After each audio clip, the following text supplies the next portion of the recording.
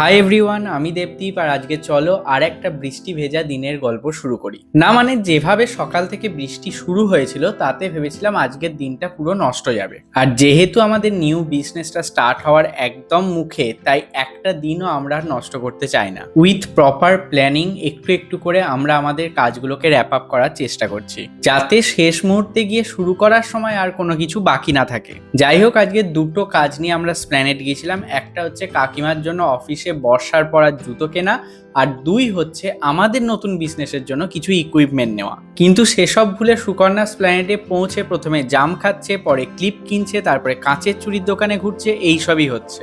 অবশেষে এইভাবে 1.5 ঘন্টা কাটানোর পর আমরা সিলেদাসে ঢুকলাম, কিন্তু সিলেদাসে সেভাবে কালেকশন আমাদের ভালো লাগেনি, তাই চলে গেলাম বাটাতে কাকিমার জুতো কেনার পাশাপাশি সুকন্যার নিজের জন্য একটা জুতো কিনে নিল। আর এরপর এক মুহূর্ত সময় নষ্ট না করে আমরা সোজাসুজি চলে গেলাম মেট্রো গলিতে। আর মেট্রো গলিতে গেলে আমরা সবসময় এই ফটোগ্রাফিক্স দোকানটা থেকেই কেনাকাটা করি।